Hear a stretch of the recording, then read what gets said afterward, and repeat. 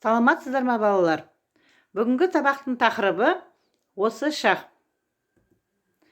Оқу мақсаттары: мәтіннің тақырыбы мен мазмұнының өзара сәйкестігін анықтау және ондағы негізгі ойды тұжырымдау.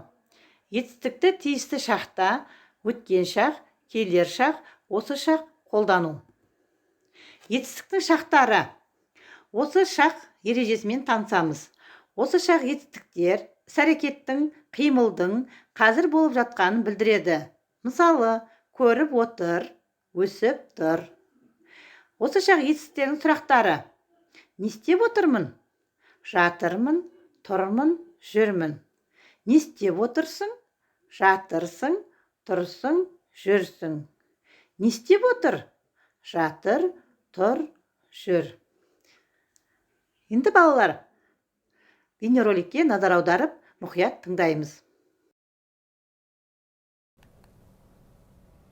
Осы шақ. Жатыр, тұр, жүр, отыр қалып етістіктері арқылы жасалады.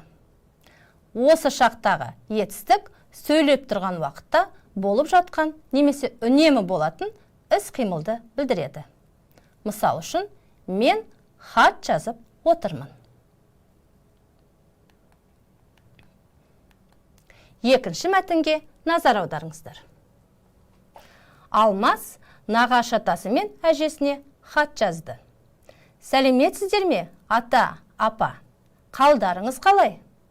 Денсаулықтарыңыз қалай? Менде бәрі жақсы. Сабақтың үстінде сіздерге хат жазып отырмын.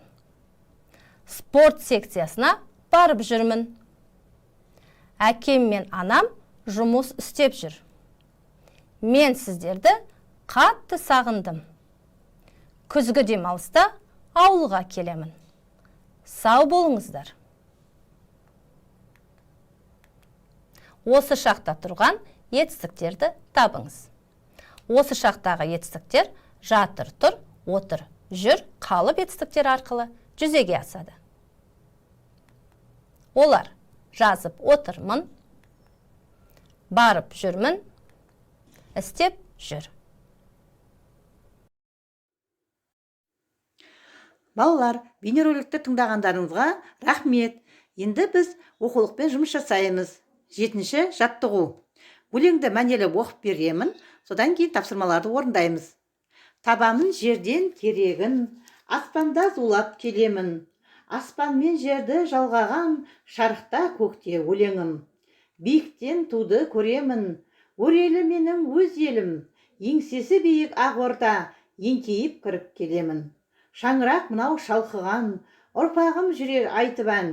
Елтаңба тұрар ескертіп, айналайын халқымнан. Енді балалар, осы өлең бойынша тапсырмаларды орындаймыз. Бірінші, өлеңге ат қой. Өлеңдегі негізгі ойды анықта. Қарамен жазылған сөздерге назар аудар. Қай кезде орындалып тұрған қимылды білдіріп тұр. Келесі тапсырма 8-ші жаттығу. Берілген сөздерді пайдаланып, сөйлем құрап оқы. Етістікті тауып, оларға сұрақ қой. Етістіктердің қашан болған істі білдіріп тұрғанын айт. Мысалы, мен жүрмін. Олар жүр. Сіздер жүрсіздер. Сендер жүрсіңдер. Келесі тапсырма 9-ші жаттығу. Берілген сызбаға сәйкес сөйлемдер құрап жаз. Арманның көгершіні аспанда ұшып жүр. Мен анаммен бақшадан қияр жинап жатырмын. Марат кітаптан өлең жаттап отыр. Енді балалар, бүгінгі осы шақ етістіктермен жақсы танысып болсақ, бекіту сұрақтарына назар аударамыз. Осы шақ етістіктер нені білдіреді? Осы шақ етістіктері қандай сұрақтарға жауап береді? Үй жұмысы 11-ші жаттығу 81-ші бет. Сурет бойынша әңгіме құрап жаз. Қымбатты балалар, сіздер жаңа тақырып бойынша ең негізгі мазмұнды алдыңыздар. Сәттілік